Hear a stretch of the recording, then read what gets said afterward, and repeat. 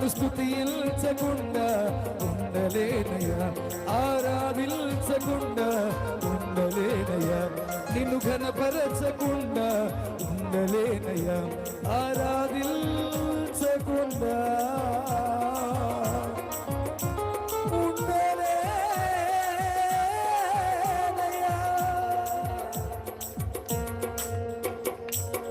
దయచేసి రెండు చేతుల పైకి ఒకే ఒక్క మాట, కీర్తించెదను.